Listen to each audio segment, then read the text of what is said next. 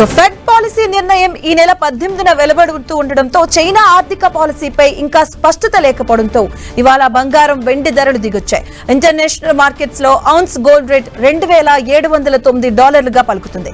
ఇక దేశీయ మార్కెట్ లో దాదాపు వారం రోజుల తర్వాత దిగొచ్చిన బంగారం ఇవాళ గోల్డ్ రేట్ $600 తగ్గింది. గత 4 రోజుల్లో బంగారం ధర $1,850 పెరగగా ఇవాళ హైదరాబాద్ లో ప్యూర్ గోల్డ్ 10 గ్రామ్స్ $78,870 ఉంది. ఇక ఆర్నమెంట్ గోల్డ్ 22 క్యారెట్స్ ధర 10 గ్రామ్స్ $72,300 పలుకుతుంది. ఇక వెండి ధర కూడా ఇవాళ $3,000 తగ్గింది.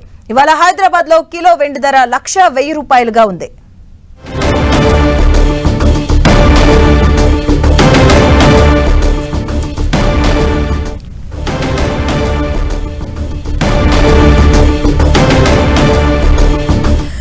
ఇదే అంశంతో మనతో మాట్లాడడానికి మార్కెట్ అనలిస్ట్ గీతానంద్ గారు ఉన్నారు. వారితో మాట్లాడదాం. గుడ్ మార్నింగ్ అండి. గుడ్ మార్నింగ్ అండి. సో మనం నిన్న మొన్న కూడా మాట్లాడుకుందాం, వరుసగా 10 days లో కూడా పెరుగుతూ వస్తుంది. ఈ రోజు కొంత స్వల్పంగా తగ్గుతుంది. సో మీ వ్యూ ఏంటండి దీనిపైన? మనం చెప్పుకున్నట్టుగా గోల్డ్ ఏంటంటే లాంగ్ టర్మ్ లో మనకి బుల్లిష్ గా ఉన్న, షార్ట్ టర్మ్ లో ఒక రేంజ్ కట్టుబడి ఉంటుంది, లోబడి ఉంటుంది.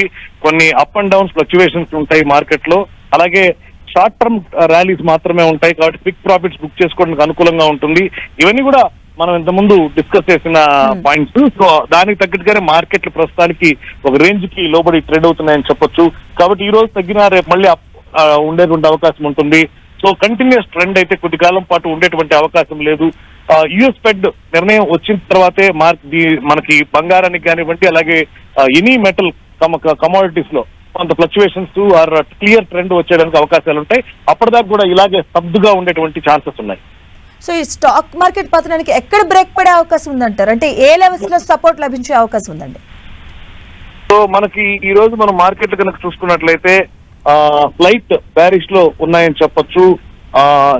అంటే కంటిన్యూస్ గా మనకి ఈ మధ్య అప్ అండ్ డౌన్ ట్రెండ్ లో డౌన్ అయింది, మళ్ళీ కొంత రైజ్ చూసాం, మళ్ళీ ఇప్పుడు పతనం అవుతున్నటువంటి పరిస్థితి చూస్తున్నాం. 24,000 స్థాయి అనేది నిఫ్టీకి బిగ్ గ్రౌండ్ నెంబర్. ఆ స్థాయి దగ్గర కీలకమైనటువంటి మద్దతు లభిస్తుంది. ఆ స్థాయిని దిగేటువంటి అవకాశాలు అయితే చాలా తక్కువగా ఉంటాయని చెప్పొచ్చు. ఆ స్థాయిలో మళ్ళీ కొనుగోలు మద్దతు లభించేటువంటి అవకాశం ఉంటుంది. సో ఈ రోజు గోల్డ్ అండ్ సిల్వర్ ట్రెండ్ ఎలా ఉండే అవకాశం ఉందండి?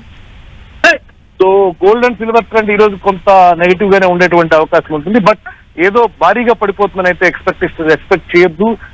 సో షార్ట్ టర్మ్ ట్రెండ్ మాత్రమే ఉంటుంది, చిన్న ట్రెండ్ మాత్రమే ఉంటుంది. అంటే ఇన్ ఫ్యూచర్ లో కూడా గోల్డ్ ట్రెండ్ ఎలా ఉండే అవకాశం ఉంటుందంటారు? లాంగ్ టర్మ్ లో అయితే మాత్రం అప్ ట్రెండ్ ఉండేటువంటి అవకాశం. ఓకే, అంటే ఈ సమయంలో మరి ఇన్వెస్టర్స్ కానీ ఇటువైపు రిటైల్ కొనుగోలుదారు కానీ మీరిచ్చే సజెషన్స్ ఏంటండి?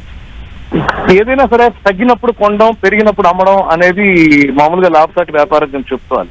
అదే ఇప్పుడు గోల్డ్ కైనా మనకు స్టాక్స్ కైనా వర్తిస్తుంది. జనరల్ గా ఏంటంటే ఒకసారి గోల్డ్ కానీ ఇవి కానీ తగ్గుతున్నప్పుడు అంటే ఇంకా తగ్గిపోతున్నానో ఇంకా పడిపోతున్నానో భయంతో కొనుగోలుకు దూరంగా ఉండడం, మళ్ళీ పెరిగే కొనడం అని చూడడం, ఇలాంటి వాటిలో ఏంటంటే లాంగ్ టర్మ్ ఇన్వెస్టర్స్ అనేవాళ్ళు కొన్ని ఆపర్చునిటీస్ మిస్ అవుతూ ఉంటారు. ఇప్పుడు జరిగేటువంటి నిఫ్టీలో జరిగినటువంటి స్టాక్ మార్కెట్ లో జరిగినటువంటి కరెక్షన్ కానివ్వండి, అలాగే గోల్డ్ లో జరిగినటువంటి కరెక్షన్ కానివ్వండి, ఇవన్నీ ఫర్దర్ గా లాంగ్ ట్రెండ్ కు కొనుగోలుకు మంచి ఆపర్చునిటీ ఇచ్చినట్టు చెప్పుకోవాలి.